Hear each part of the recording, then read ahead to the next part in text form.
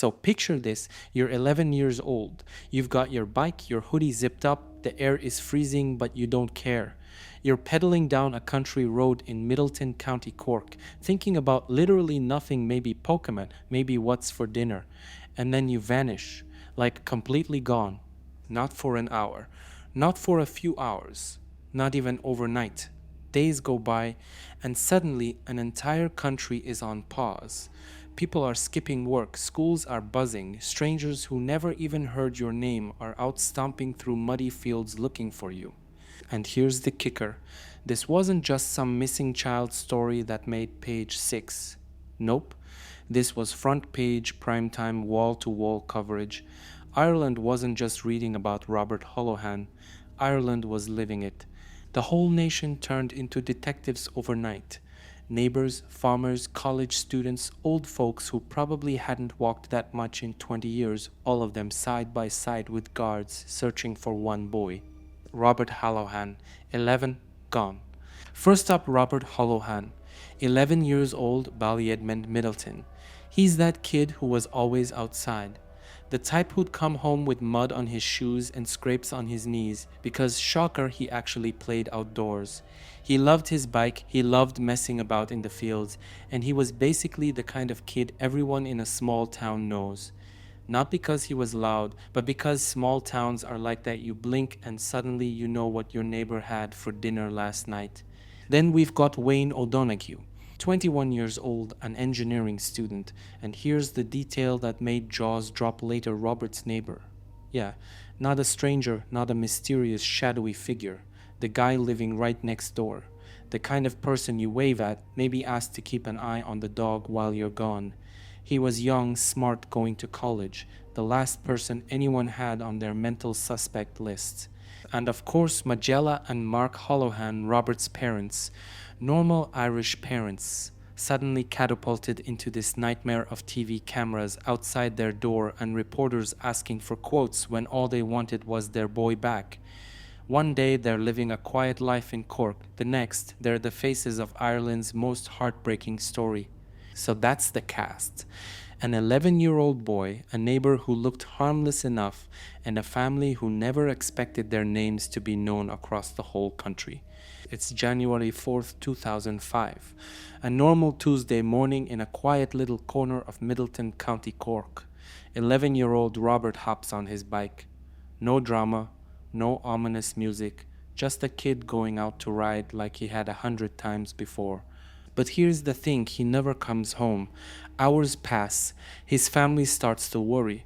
First it's the he's just running late kind of worry. Then it's okay, this is weird kind of worry. By the time his bike is spotted leaning against a bush not far from his house, panic has officially kicked in. The guards are called, neighbors get out their boots. People from surrounding towns start showing up, and before you know it, the whole thing explodes into one of the largest search operations Ireland had ever seen. We're talking thousands of volunteers, farmers out combing fields, students leaving college to help. People who had never even met Robert were out in the mud, scanning ditches, peeking behind stone walls.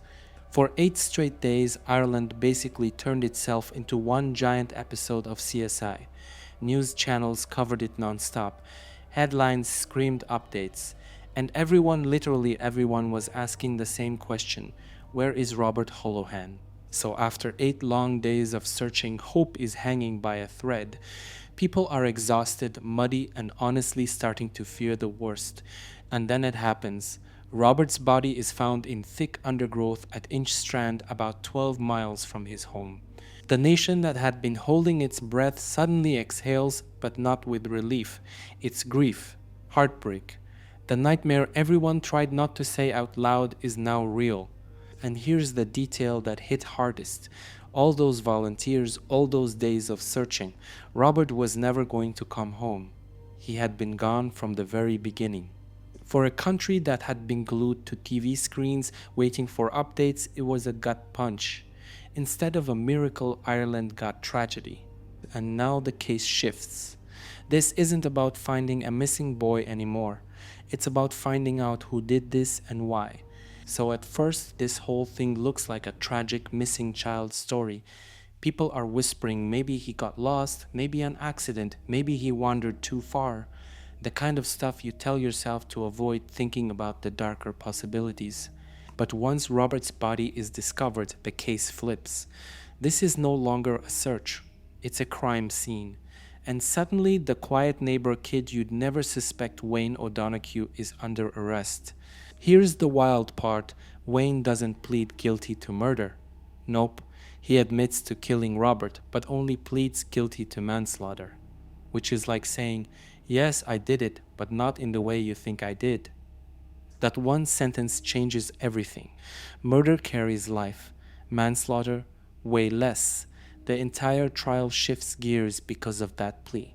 And the country is left asking, how does a neighbor go from friendly engineering student to the guy standing in a courtroom saying, yeah, I killed him, but it wasn't murder? At first, everyone's thinking maybe Robert got lost. Maybe he fell, maybe he wandered too far.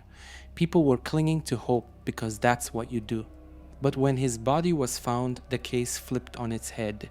This wasn't an accident. It wasn't a lost in the woods story. It was a crime. And suddenly, the question wasn't, where is Robert? It was, who killed him? And here's the shocker. It wasn't some stranger from out of town. It wasn't a shadowy figure creeping around at night. It was Wayne O'Donoghue, Robert's 21-year-old neighbor. The guy everyone thought they knew.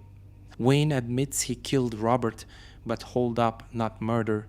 He pleads guilty to manslaughter, basically saying, yeah, I caused his death, but I didn't mean to.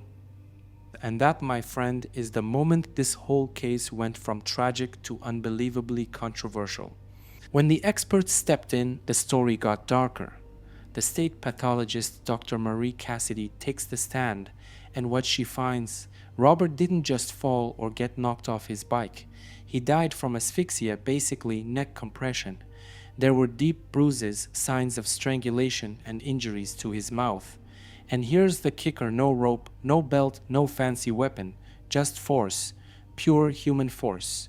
Then another heavyweight steps in, Dr. Jack Crane, a second pathologist. He agrees with Cassidy, same conclusion, asphyxia, but he adds a twist. He says there was no violent struggle, which leaves people scratching their heads.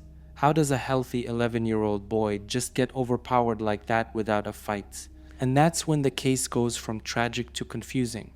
Because now the court isn't just looking at what happened, but how it happened. Was it intentional? Was it accidental? Or was it something in between? Here's where this story goes from tragic to just plain messed up. Because after Robert died, Wayne O'Donoghue didn't come forward. He didn't run to the guards saying, I messed up. Nope.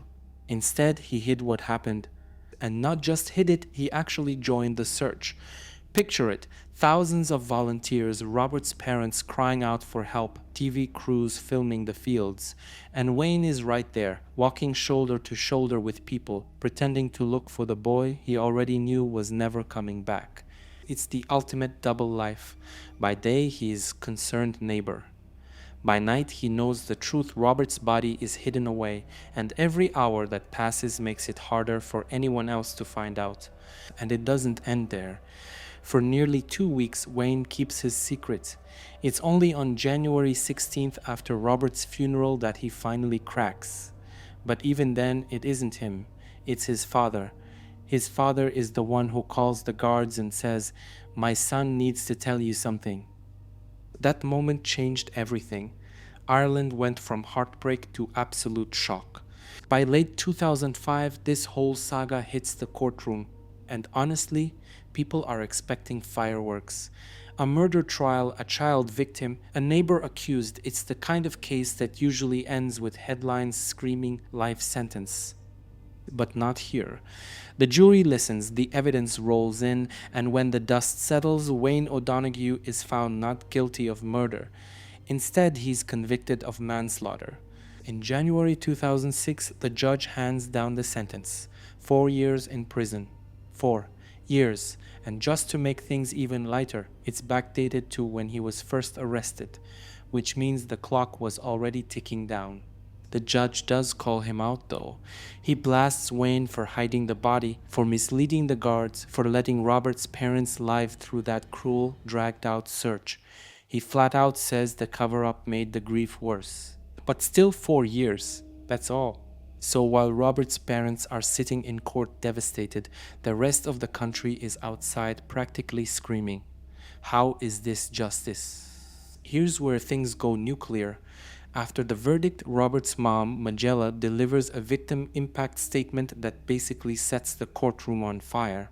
She says investigators found semen on Robert's body, and instantly the entire country is like, what? But Wayne's defense team jumps in. Yeah, that wasn't his. Forensics backed them up, but the damage was done. Because now everyone at home is wondering if it wasn't Wayne's, then whose was it? And why wasn't this part of the full picture? It didn't stop there. Magella also claims certain pieces of evidence were left out of the trial, things like phone records, timings, photos, the kind of details that could change how people saw the case. So the public, already furious about the short sentence, goes into full meltdown. Parents were saying, if this can happen to Robert, it could happen to my child. Newspapers were splashing giant headlines. Talk radio callers were debating every single angle. And at the center of it all, a single question no one could answer. Did Ireland just let justice slip through its fingers? So what do we really have here? An 11-year-old boy who went out for a bike ride and never came home. A neighbor 21, smart, well-liked, who admits he killed him but swears it wasn't murder. Two pathologists who both agree on asphyxia but can't erase the confusion of how it happened. We've got a massive search that united an entire country, only for everyone to find out the boy they were looking for was already gone. And then a cover-up that dragged out a family's worst nightmare, turning their grief into weeks of torture. And after all of that, the final answer the courts give Ireland is manslaughter. 4 years. That's it. So now people are left sitting in their living rooms asking the kind of questions nobody likes to ask. Was this really justice, or was this just the system checking a box? Ireland wasn't just sad, it was furious. Talk shows lit up, pubs buzzed with arguments, parents clutched their kids tighter. Because deep down, everyone knew this case wasn't just about Robert Holohan. It was about whether Ireland could trust its own justice system. Here's the part that really stung.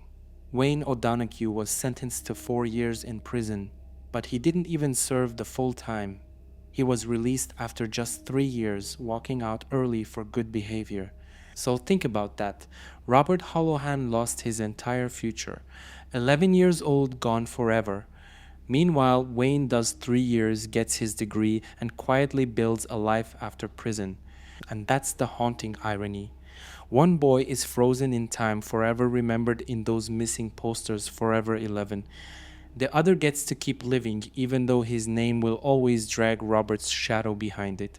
The justice system said intent mattered, but for Robert's family, the only thing that mattered was that their son was dead, and the man responsible walked free before most people even finished college.